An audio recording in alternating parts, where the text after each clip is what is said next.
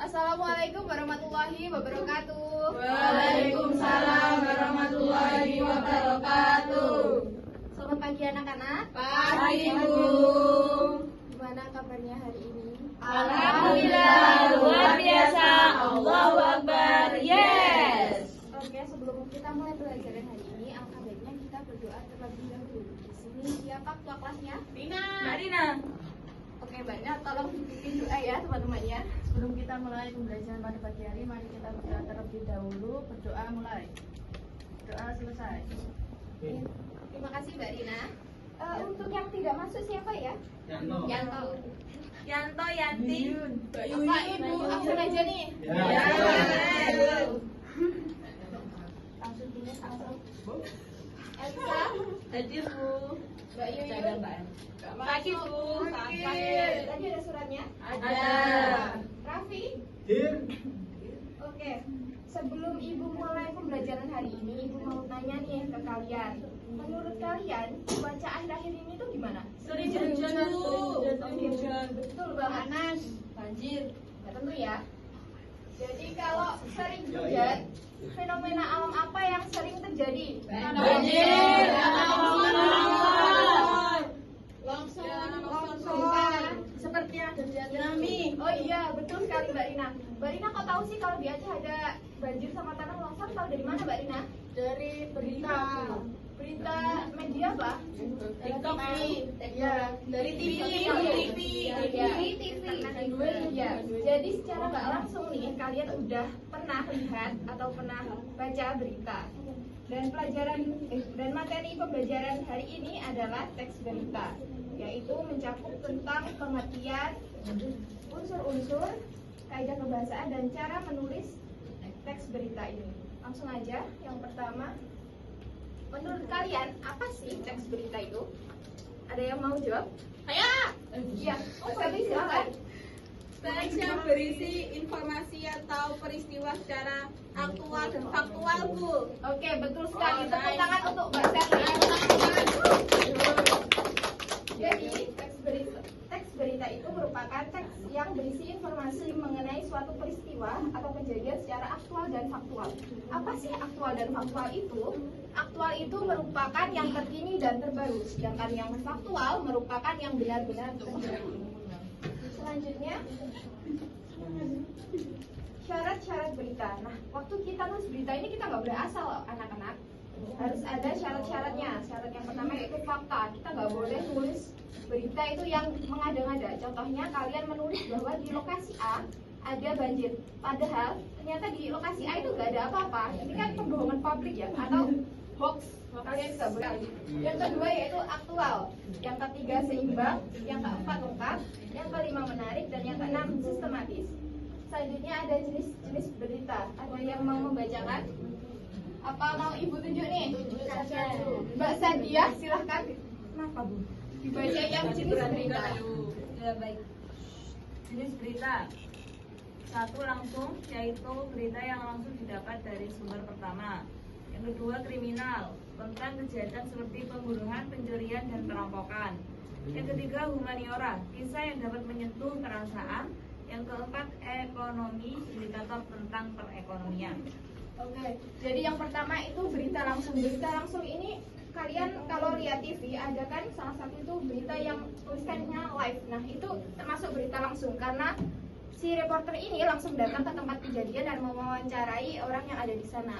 Dan yang kedua yaitu kriminal. Kriminal ini tentang kejahatan seperti pencurian, perampokan, atau pembunuhan. Yang ketiga humaniora. Ini merupakan kisah yang dapat menyentuh perasaan. Dan yang terakhir ekonomi. Ekonomi ini beritanya tentang indikator tentang perekonomian. Selanjutnya ada unsur-unsur teks berita.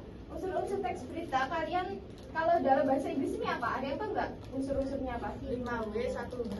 Iya betul banget. Kalau di dalam bahasa Indonesia ini kita punya adik Simba. Apa sih adik Simba itu? Adik Simba. A-nya itu adalah Apa? D-nya Di mana? K-nya Kapan? Siapa? M Mengapa? Bagaimana? Bagaimana?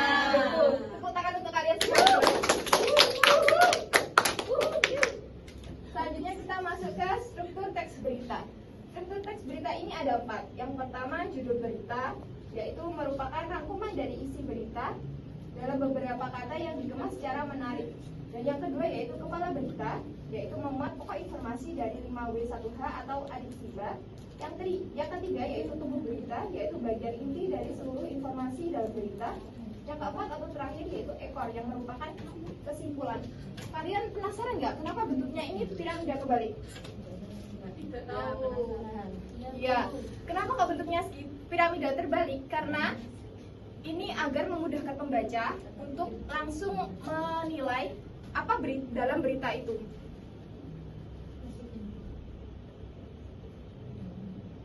Selanjutnya kaidah kebahasaan teks berita. Kaidah kebahasaan teks berita ini ada 5. Yang pertama rujukan kata yang ditandai dengan kata ini, itu, tersebut, di sana, dan di sini.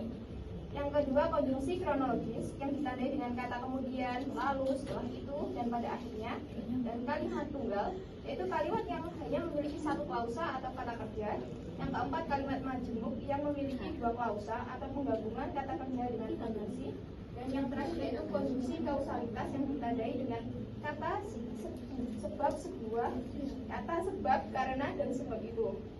Selanjutnya yang terakhir yaitu cara menulis berita. Cara menulis berita ini ada step by stepnya ya anak-anak. Yang pertama yaitu menentukan topik. Nah, topik dalam berita ini harus peristiwa yang menarik dan menyangkut kepentingan banyak orang agar calon pembaca ini tertarik. Dan proses yang kedua yaitu mendatangi sumber berita, misalnya dengan pengamatan langsung dan wawancara orang yang ada dalam lokasi tersebut. Yang ketiga yaitu mencatat fakta yang terkait dengan unsur adiksiba. Dan yang keempat yaitu mengembangkan catatan tersebut menjadi sebuah berita yang utuh.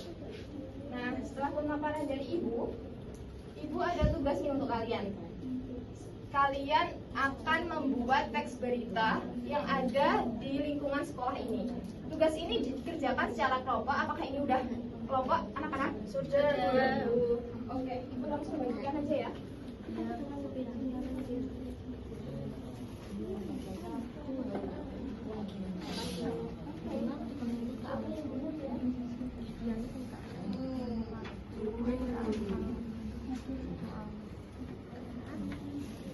Ibu kasih waktu pekerjaan selama 15 menit, kurang atau tidak? Cukup dulu. Oke. Berarti ini termasuk bagian judul ya Bu, yang atas sendiri ini? Iya benar. Iya betul, ini merupakan judul. Ada lagi yang mau ditanyakan? Sudah Bu, terima kasih. Bapak ini sudah? Sudah. Ini sudah aman. Oke. Aman ini. Ini membahas. Oke, 5 menit lagi ya. Ya. Oke, sudah ya anak-anak. Silahkan kelompok 3 untuk perwakilan, silahkan maju ke depan. Mempresentasikan dulu kerjanya. Yes, girl. Yes. Oke, saya akan menjelaskan hasil tugas dari kelompok 3.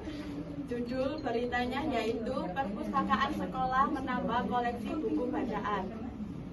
Bagian kepalanya yaitu Perpustakaan SMP Cendekia menambah koleksi buku bacaan pada Rabu tanggal 11 bulan 11 Desember 2025. Penambahan buku ini dilakukan untuk meningkatkan minat baca siswa. Buku-buku yang ditambahkan terdiri atas cerita rakyat, novel remaja, dan buku pengetahuan umum. Seluruh buku ditempatkan di rak baru yang telah disediakan oleh sekolah.